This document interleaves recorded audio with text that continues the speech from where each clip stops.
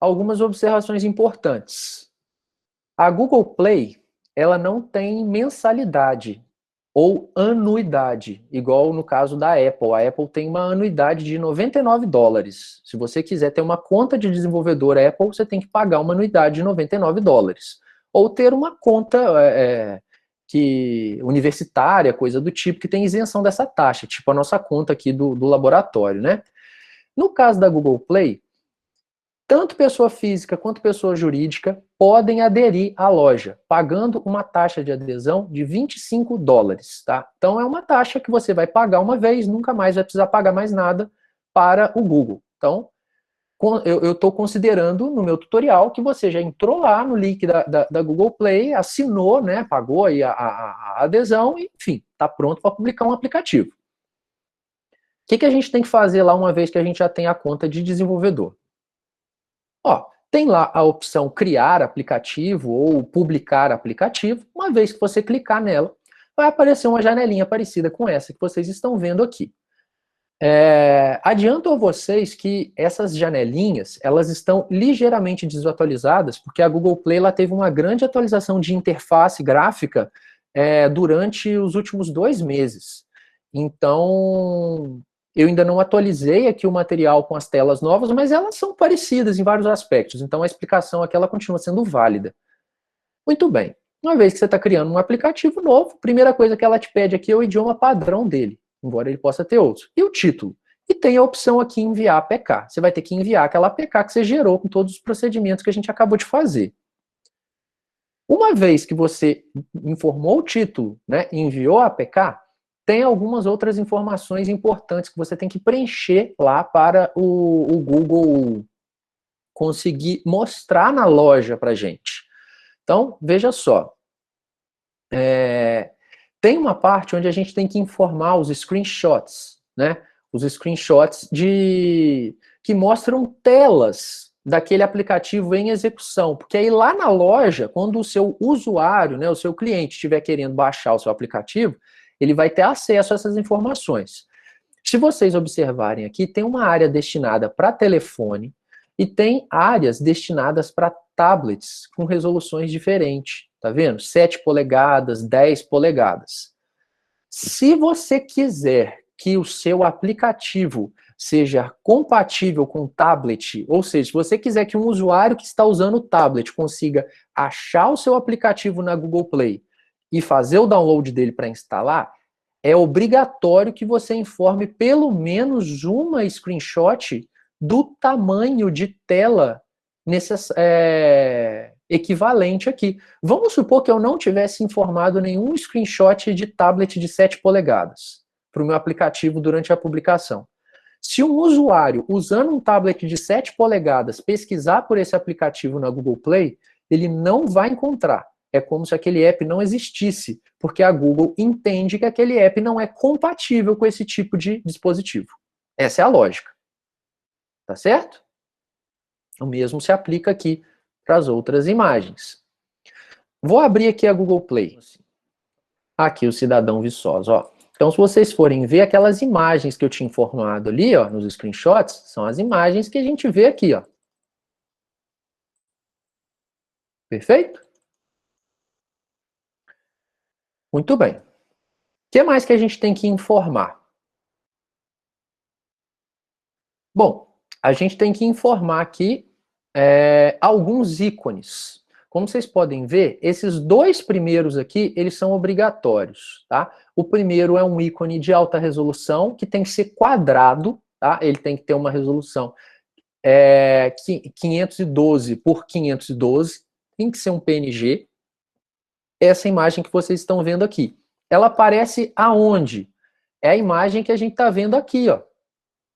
Tá? É a imagem que a gente está vendo aqui como a descrição desse app. Ela aparece tanto na descrição principal, quanto na própria busca. Tá vendo? Quanto maior for a qualidade dessa imagem, mais bonitinho vai aparecer aqui.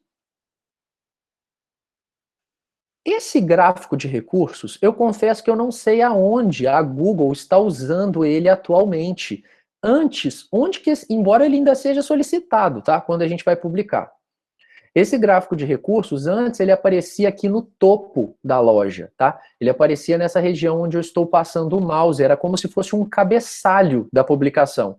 Pode ser que no mobile ele esteja mostrando ele em algum lugar.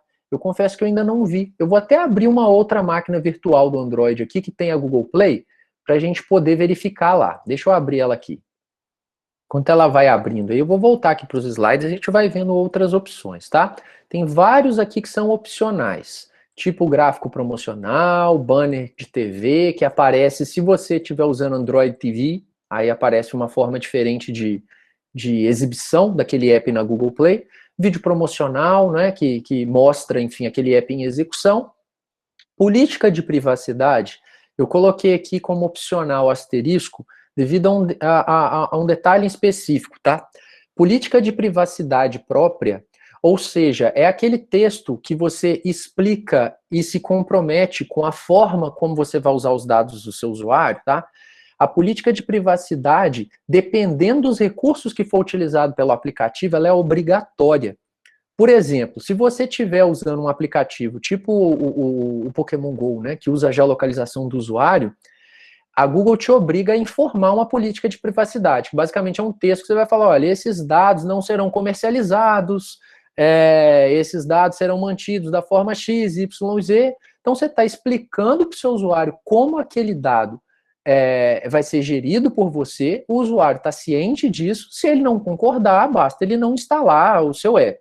Agora, se ele instalar e você, desenvolvedor, mentir, né, infringir essa política de privacidade, você pode responder judicialmente por isso, tá? Tem essa força de legislação, digamos assim, ela vai ser opcional dependendo da situação. Outras informações que a gente tem que passar quando está publicando um aplicativo são as informações textuais que a gente vê na própria loja, como, por exemplo, o título do aplicativo. Essa descrição breve é um texto que aparece, especialmente em interface mobile, dando assim poucas palavras. Pode ver que ela tem uma restrição de 80 caracteres, né, menor do que um tweet. Então, basicamente, é a primeira informação descritiva que o usuário vê do seu aplicativo. Se ele quiser uma informação mais completa, você pode dar um texto de até 4.000 caracteres, que, enfim, explica tudo que aquele app tem. E aqui dá para usar HTML. Pode ver que eu usei aqui tags de negrito, tá vendo? Eu usei aquelas tags de bullets, né, que fica aquelas bolinhas para tópicos. Ele aceita HTML. E isso aparece para o usuário da seguinte maneira, ó. Aqui, aquela descrição breve a gente não viu, porque na interface web ela não é exibida mesmo, na mobile como eu vou mostrar daqui a pouquinho. Mas a descrição completa de 4.000 caracteres, ela já começa aqui, você vê o leia mais e tá tudo aqui, ó, tá vendo? Negrito onde eu coloquei, o bulletzinho onde eu coloquei, tá vendo? É exatamente aquela informação. Mobile. Vou tentar abrir a Google Play para a gente ver essas informações lá. Ó, então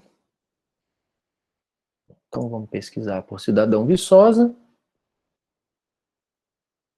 Tá aqui. Então, lá, ó, esse primeiro texto que a gente está vendo aqui, ó, Cidadão Viçosa é um app focado em compartilhamento de informação geográfica.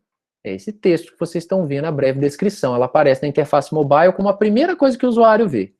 E aí, naturalmente, se a gente clicar aqui, a gente vai ver a descrição completa do app. Lá, viu? Tem a descrição completa, que é aquela de 4.000 caracteres. Tem os HTMLs que eu coloquei e tudo mais. Muito bem. Então, o que mais que a gente tem que informar lá para descrever? Categorização do app. Os apps, pessoal, assim como os jogos e tudo mais, eles têm categorização por faixa etária, dependendo do conteúdo que ele possui. Então, lá na Google Play, atualmente, tem uma espécie de questionário que a gente tem que responder a respeito do app. Então, ela te faz diversas perguntas a respeito do conteúdo, né? Se precisa da localização do usuário ou não, se o usuário precisa de informar dados pessoais, se vai usar fotos do usuário, se eventualmente tem, sei lá, conteúdo pornográfico ou alguma coisa assim, porque eles não são proibidos na loja, mas isso vai influenciar na faixa etária do aplicativo, se é uma rede social, né? Se você vai ter comunicação com pessoas. Baseado nessas respostas do questionário, que o desenvolvedor se compromete a não mentir, obviamente, a própria loja vai dar a classificação etária do aplicativo. E ela vai usar isso depois na maneira de disponibilizar para o usuário. Por exemplo, aqui, ó, quando eu estava fazendo essa classificação, exigia usuário de maiores do que 12 anos. Vamos supor que uma conta Google vinculada à Google Play, né, seja de uma pessoa que tenha idade inferior a isso. Se ela pesquisar o app, ela nem vai achar ele. É como se ele não existisse na loja. A própria loja vai filtrar. Ok? Muito bem. O que mais que a gente escolhe quando está publicando? Aonde que a gente vai distribuir esse app? Por exemplo, ele tem preço? Ele é pago ou gratuito? Aqui eu estou escolhendo. Nesse caso, eu marquei ele como gratuito.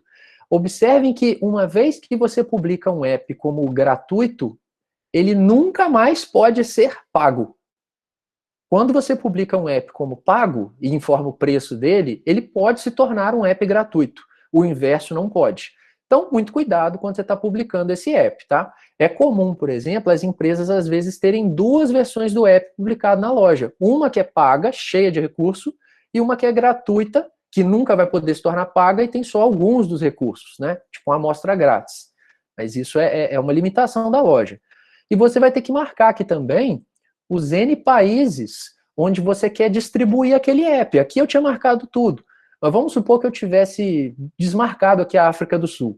Se eu tivesse desmarcado, um usuário que tivesse conta da África do Sul e estivesse pesquisando pelo meu app lá na loja, não ia ver ele. É como se ele não existisse. O filtro a loja faz. Isso é importante porque alguns países têm legislação específica. Então, quando você vai publicar em determinados países que segue alguma legislação, a própria loja, aqui eu não vou lembrar um exemplo para passar, mas a própria loja do Google, a Google Play, ela vai te pedir algumas informações específicas para conseguir distribuir naquele país. Isso aqui é até interessante da gente enfatizar, pessoal. Eu lembro quando o Pokémon GO foi lançado, o aplicativo real mesmo, né, da Niantic, que ele não foi lançado simultaneamente no mundo todo. Eu acho que era até devido a questões operacionais, né? O servidor deles não aguentava o mundo inteiro jogando de uma vez só, e também por umas questões de legislações específicas. Então eu lembro que primeiro tinha sido lançado na Austrália, depois saiu na Alemanha, e aos poucos ele foi sendo distribuído para mais países. Porque isso aqui a gente consegue mudar ao longo do tempo sem problema nenhum. Você pode tanto marcar que agora aquele app está disponível em um país, como indisponibilizar ele em determinado país. Então isso aqui, estrategicamente, é muito interessante para a distribuição do software. Ok?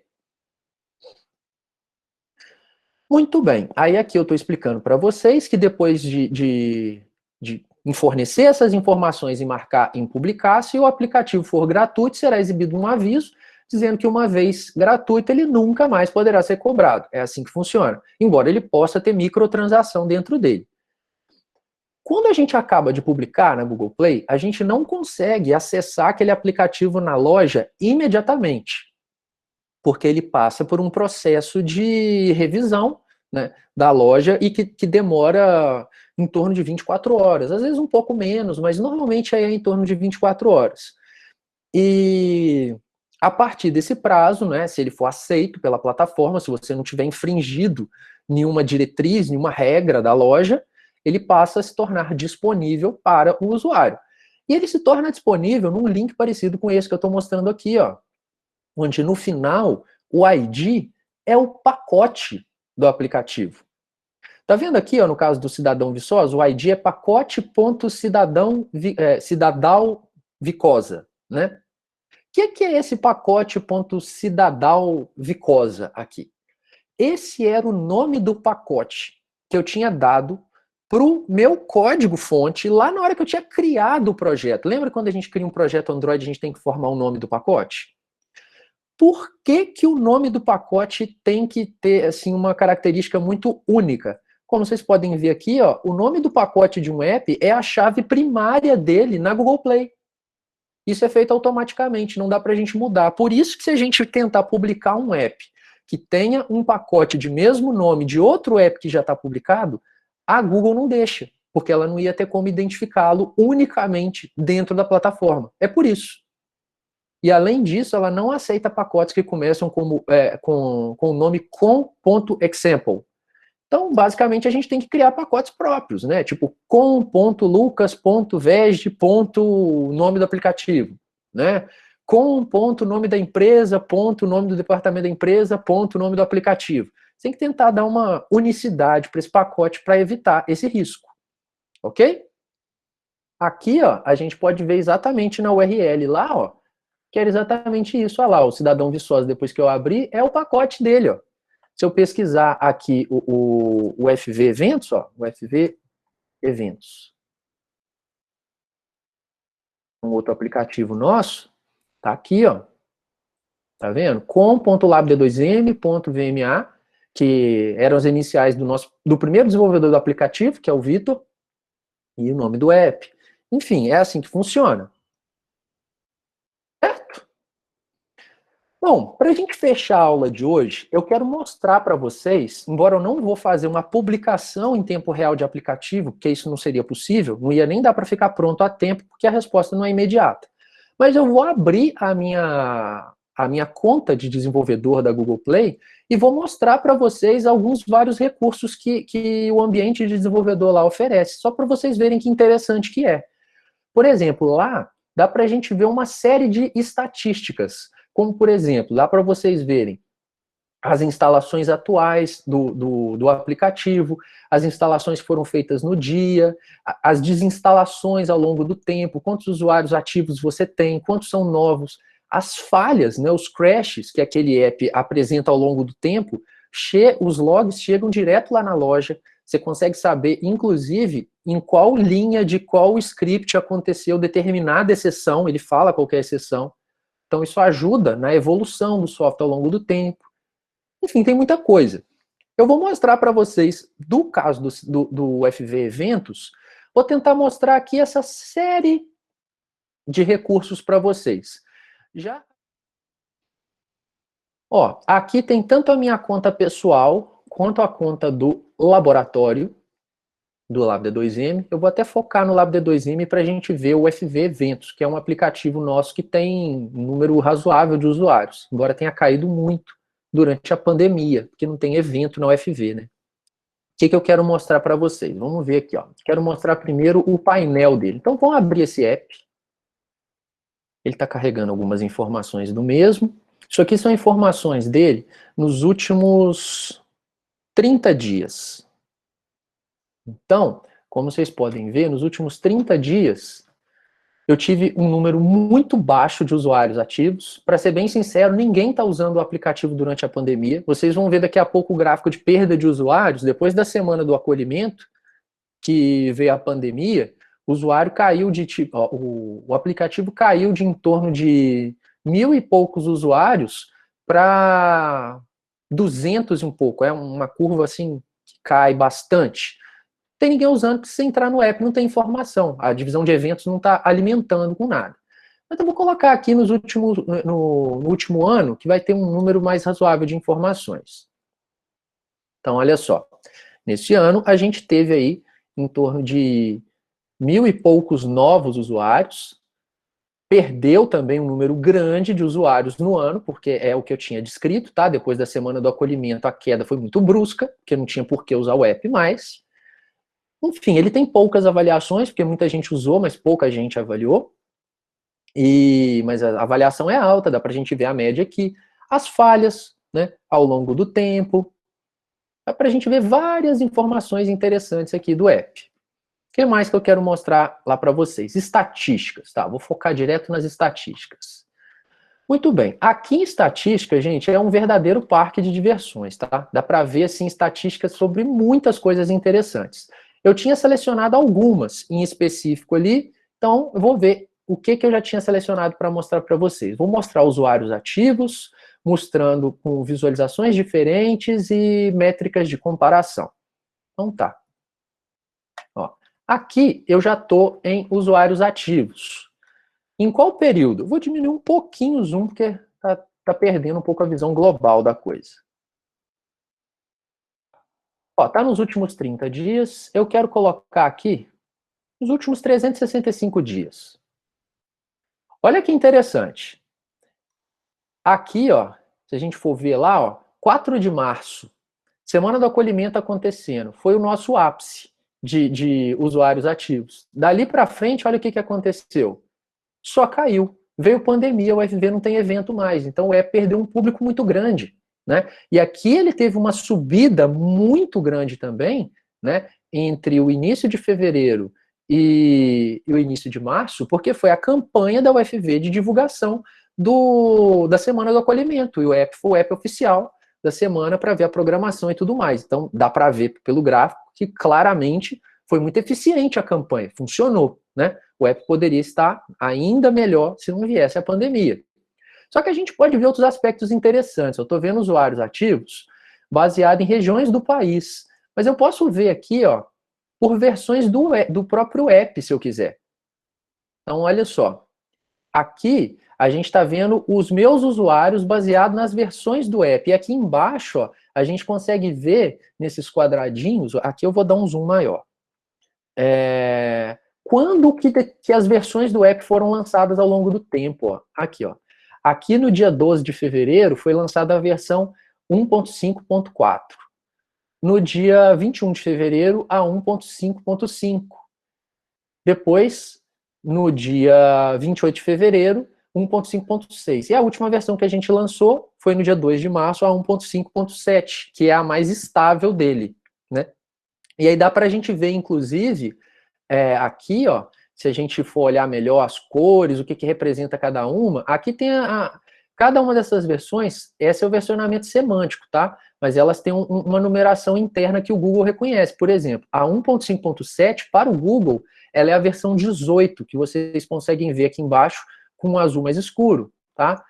Essa versão aqui, 1.5.6, para o Google, ela é a versão 17. E aí vai, tá? E aí, por meio do gráfico aqui das cores, a gente consegue ver o número de usuários ativos por versão do aplicativo. Ou seja, ainda tem gente aqui, ó, nos dias atuais, usando a versão antiga do aplicativo, não atualizou na Google Play.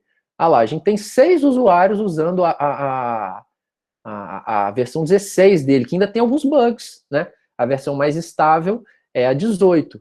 E aí, quando a gente vê a parte de controle de bugs, né, da plataforma, dá para você ver também em que versão do app o bug aconteceu. Dependendo da versão que aconteceu, você pode desconsiderar. Fala, pô, isso aí só aconteceu porque o cara não atualizou. Isso já foi corrigido nas versões mais novas. Se ele quiser, é só ele atualizar o aplicativo. Então, dá para ver, inclusive, por versão do Android aqui, ó. Deixa eu mudar. Aqui, ó, ele pegou, por exemplo, esse gráfico. Agora eu vou diminuir o zoom um pouquinho. Ó, e está mostrando aqui, baseado no Android 10, Android 9, Android 8. Você consegue ver aqui também quais são as versões do Android que os usuários daquele app estão usando. E aí, o que você pode chegar a concluir? Fala, pô, não tem ninguém usando a versão X ali do Android. E a pay level mínima que eu estava colocando era muito baixa. Eu já posso subir a pay level mínima e começar a usar recursos mais avançados, mais novos de programação, porque não tem ninguém usando mesmo com Android na versão anterior. Então esse gráfico direciona esse tipo de tomada de decisão, né? Mudar a pay level mínima, mudar o compilador do app ao longo do tempo. Estão conseguindo entender como que essas informações são úteis para tomada de decisão? O que mais que a gente vai ver aqui? Ó? Métricas de comparação. Aqui eu vou comparar também ó, usuários ativos com perda de usuário. Vou colocar aqui, ó, perda de usuário. Então eu vou comparar aqui tanto o usuário que eu ganhei, tanto o usuário que eu vou tentar colocar aquisição e perda aqui para não bagunçar. Espera lá.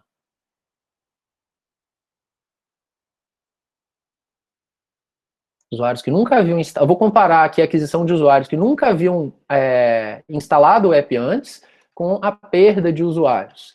E aí, enfim, dá para a gente ver aqui, se a gente for olhar as legendas direitinho, tá? A aquisição de usuários, ó, tá aqui com as suas legendas. Isso está sendo por versão de Android. Eu vou até simplificar para não ter tanta barra. Vou colocar só por país e região. Ah lá. Então aqui, ó, a aquisição de usuário em todo o país, no caso do Brasil, estão nesses tons de azul. E a perda de usuários estão nesses tons mais pastéis aqui, não é? Que é laranja, amarelo. Dá para a gente ver aí que a gente ganhou muito mais novos usuários do que perdeu. Então, foi um saldo positivo para a gente. Enfim, é um mundo à parte, tá? Dá para a gente explorar aqui uma série de outros relatórios. Inclusive, dá para a gente ver aqui, ó, o tipo de aparelho que o pessoal usa. Deixa eu ver aqui, ó, tipo de dispositivo.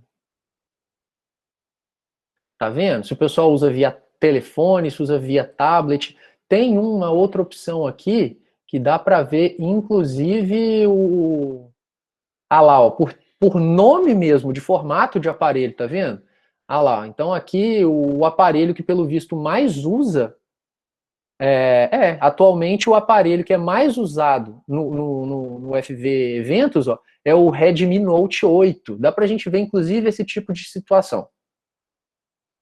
Muito bem. O que mais que eu tenho aqui para mostrar para vocês? Vou mostrar a parte de versões.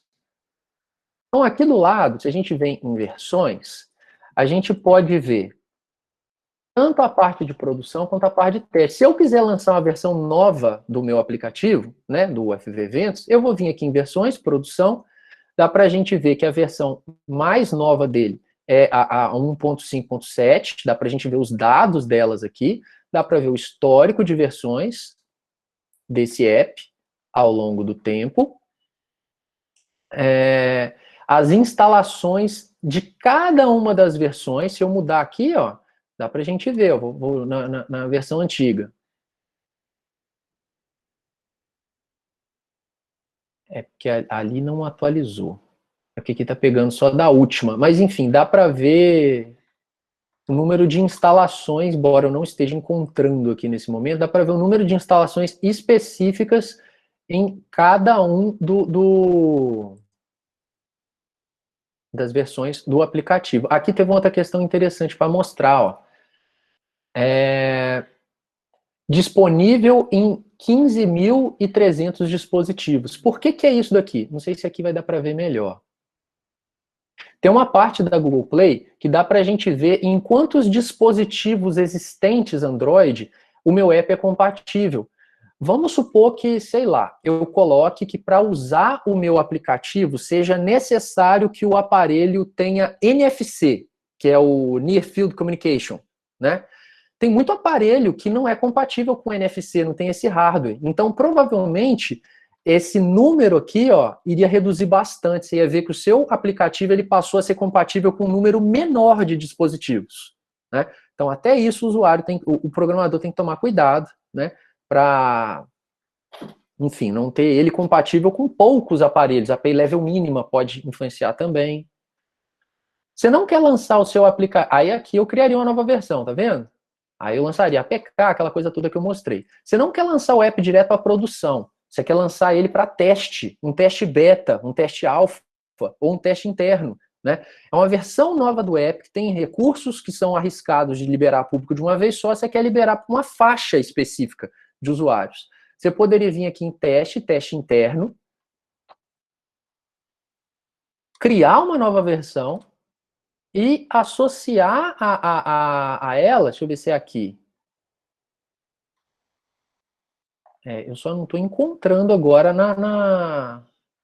tá aqui, ó, testadores. Você pode associar a essa versão uma lista de e-mails, né? Ou seja, você levanta uma lista de Gmails, que são de contas relacionadas com a Google Play, cria uma lista que associa ela a uma versão do aplicativo e lança. Ou seja, só os usuários que estão naquela lista vão conseguir encontrar aquela versão interna, aquela versão beta, digamos assim, do seu app na Google Play e testar. Uma vez que aquela versão tiver assim, você achar que o resultado dela tá interessante, você pode promover ela. Você pode promover ela para uma outra categoria de teste ou colocá-la em produção, porque você sentiu que ela está estável, todo o público vai poder ter acesso. Então a loja te permite fazer esse tipo de teste, como vocês estão vendo. A gente usou muito no FV Eventos. Catálogo de dispositivos, que é outra questão que eu vou mostrar aqui, ó.